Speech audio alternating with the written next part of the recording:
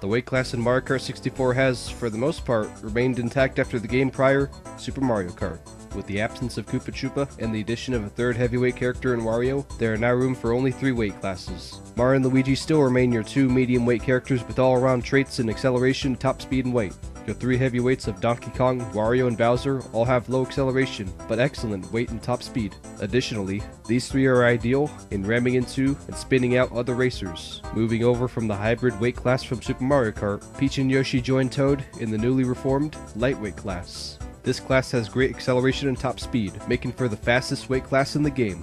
However, when playing as Toad, Peach, or Yoshi, keep in mind that you are the smallest weight class, and that just enough contact involving bigger weight classes will result in you spinning out. Aside from being the first in the series to feature multiplayer with up to 4 players, Mario Kart 64's multiplayer borrows the same formulas that from Super Mario Kart. Multiplayer Grand Prix returns, but only supports up to 2 players. Versus mode still has on-track obstacles that players will have to swerve to avoid, and the last man with balloons left standing in battle mode is your winner. Although with 3 or more players in battle mode, should a player lose all their balloons with active players still contesting, that player will turn into a bomb cart that the player can control in order to ram into another player as a last-ditch effort to shake up the outcome of the rest of the contest.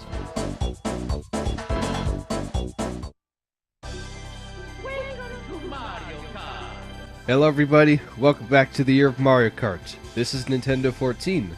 Welcome you back to Mario Kart 64. Last time, we raced in the Flower Cup as Donkey Kong. This time, we're going to be racing as... Drum roll please. It's gonna be Peach, Toad? We're gonna play as Toad, aka what some consider one of the better characters to play as in this game. Either Toad or Yoshi. They're at a stalemate at who could be possibly the best character to play as, because the thing with Mario Kart 64 is the lightweights, they're dominant and they're king here on Mario Kart 64 thanks to their high top speed and high acceleration. So with that, we take Toad to the Star Cup, and here's one of the one track that has never seen any reappearances in the future Mario Kart games. It's Wario Stadium. And it's sad to say that because this is one of my favorite tracks. I just love the derby aspect of Mario Kart. It's just something that that and it's under the lights too. That's it's just a really cool thing that's not many tracks have the honor of just having. And just having this, it just really feels good.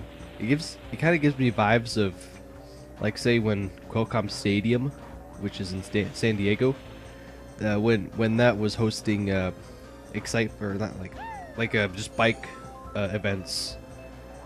It sounds like something that I should have went to in person, but the only event that I remember going to Qualcomm Stadium, it was for this college football game, and that's it. So with all that being said, in this video, last parts in the Flower Cup, we went over the 5 things I liked about Mario Kart 64, and this time we're gonna go over the 5 things I don't like about Mario Kart 64. And I'm mad enough to say that, hey, this game ain't perfect, and there's gonna be some things that rub me the wrong way in this game, and honestly make me wish that they're not in other games. But there's some bad things that I don't like about this game that are sadly in here. So we're going to count them down, starting with number 5, which is going to be the finish 5th or worse, try again thing. Now this is this thing I had an issue with in Super Mario Kart, but the reason why I have it back here in Mario Kart 64 is it's just for one simple factor. Here in Mario Kart 64 there are no kart lives, so that means you can finish 5th or worse and you can simply try again. Or if you want to, you can just quit after just not finishing 4th or better. The thing I don't like about just having that is now that means you can keep trying again over and over until you get the results you want. So like say if you need your rival to finish so let's say 4th or even just have them not get any points, just have them finish 5th or worse, then you just keep trying and trying over and over until you can get that result. me, I just think that's just a way of cheating, and it's just a lousy way to get your way. I mean, there's other ways to go about it, and I think just on the developing standpoint, this is just not well executed.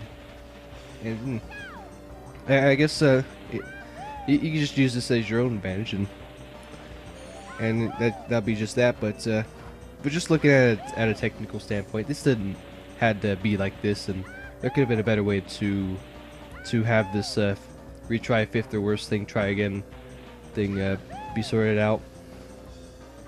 So number 5, fifth or worst, try again, for the reason that you could just use it to your advantage in some sort of broken manner.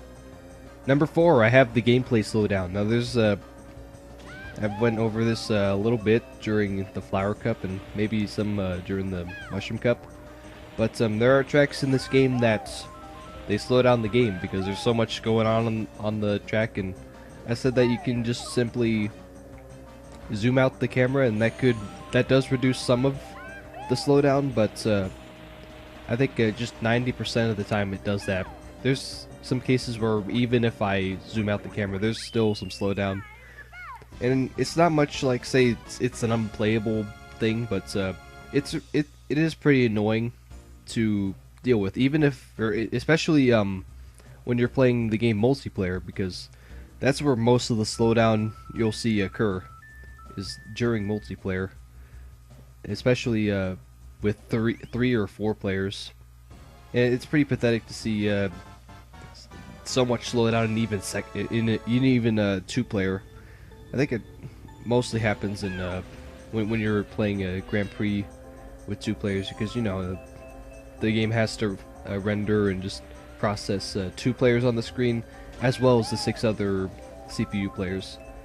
So that, and I guess that's where the slowdown's coming from. But it is a shame that that's where the compromise for having minimal load times on a cartridge game like such as this. That's where the compromise went, is in gameplay slowdown.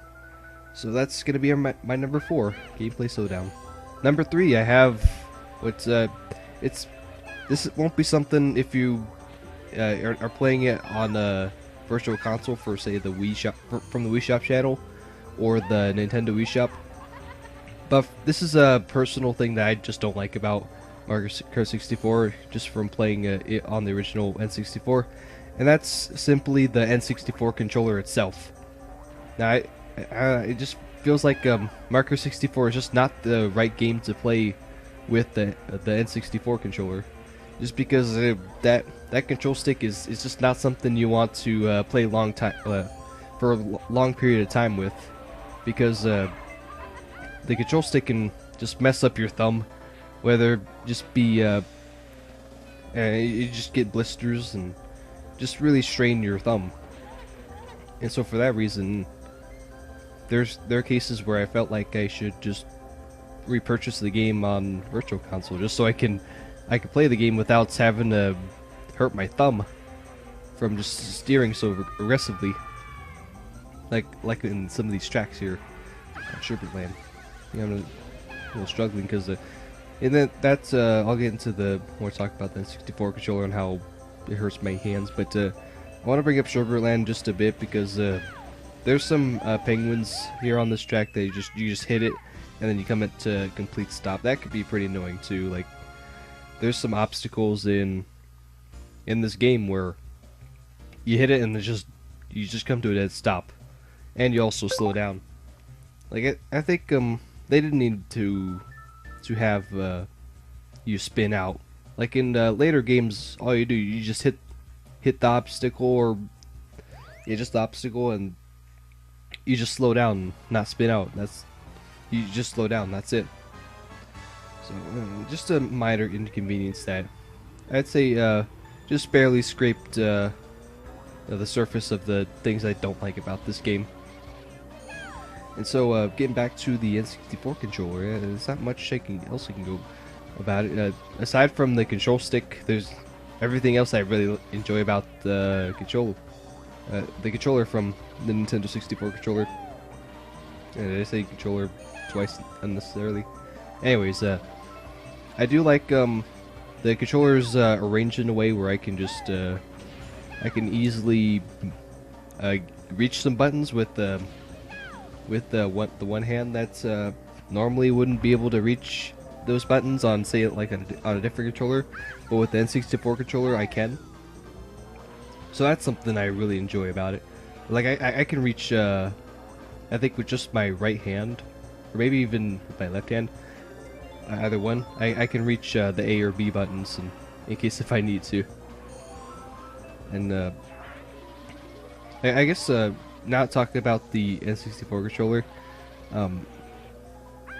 I guess another thing that does kind of bug me is having to reach over to the C buttons with my right hand just so I can switch the camera angle. That can get pretty annoying, and straighten out my index finger just by just clawing with the controller just so I can reach the toggle viewpoint option. But again, just a minor inconvenience, just something that slightly bothers me with the controller. I mean, if you're playing with a different controller, then, you know, total different story. You're probably not having the issues that I'm having. But yeah, in short, there's some minor issues that I have with the N64 controller that hinder my experience playing Mario Kart 64. Not major, but just a minor thing that I just don't like. So let's finally get into the number 2 thing, and this is a pretty big gap from how, you know, there are minor problems with this game. Now we're just getting to some of the problems that we can debate on, you know, being a major problem. So for number 2, I have the item balance, and more importantly, or just more specifically, the item balance in terms of multiplayer.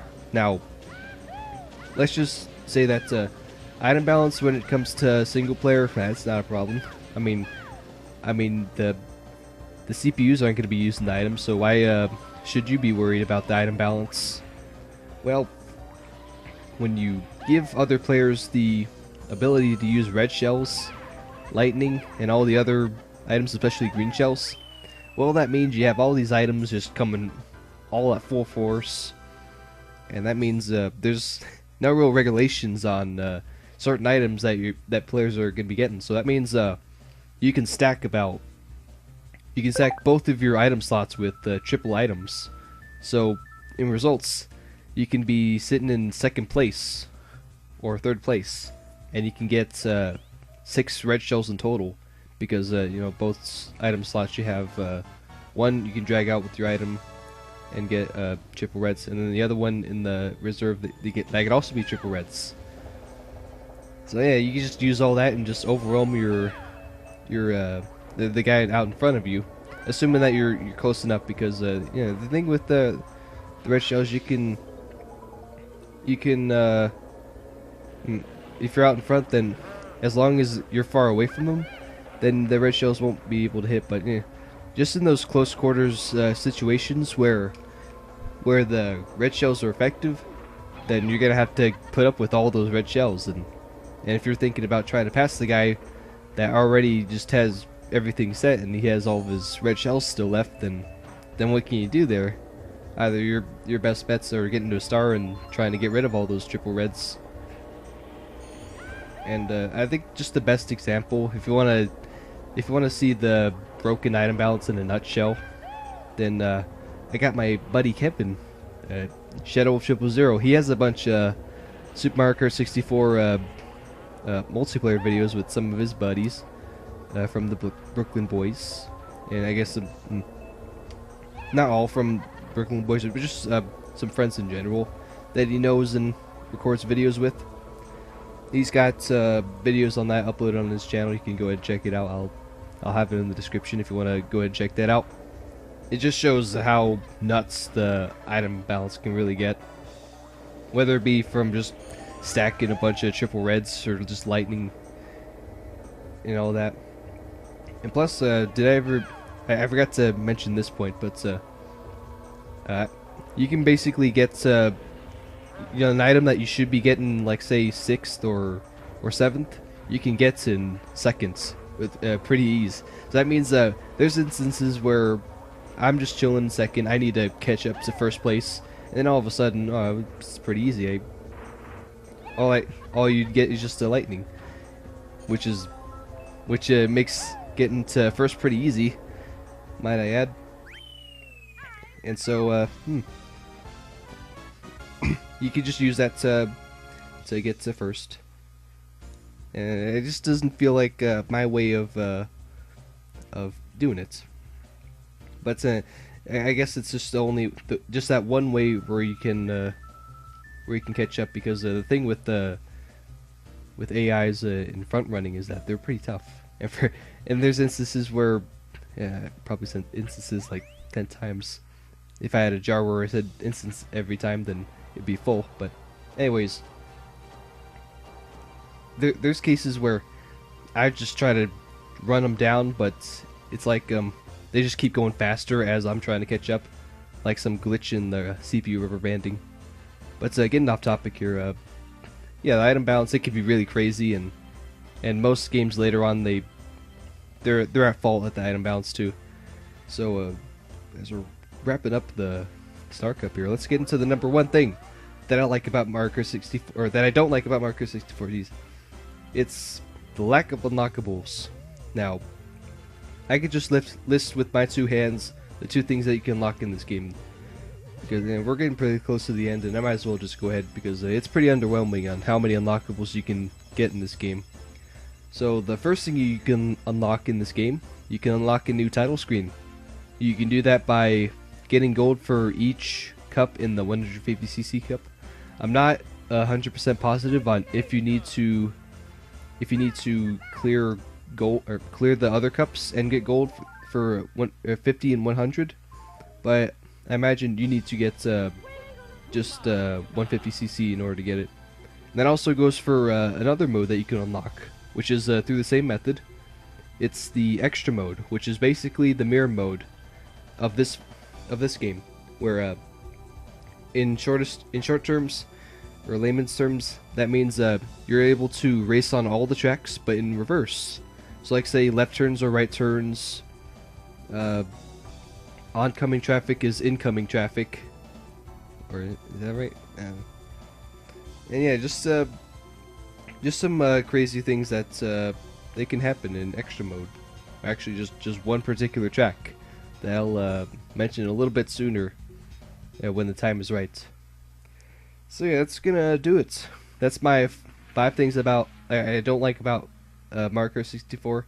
They're not all major things. I mean, I can still play the game with these issues, but just the fact that they're here and just a thing that you have to put up with when you're playing Mario Kart 64, that's something that could be pretty annoying, and makes you wish they weren't in the game. And that's the game could be even better if these things were in the game. And so yeah, that's gonna do it. We're just looking at filler parts, just in case if I have the commentary this dragged out. So yeah, we're just gonna wrap things up here and call it a video. Next Tuesday, we're going to go to the last cup of the Mario Kart 64 section of the Year of Mario Kart. That's going to be the special cup. So tune next time for next Tuesday for that. I'll get my character who I'm going to be playing as ready for that. Till then, see you guys later.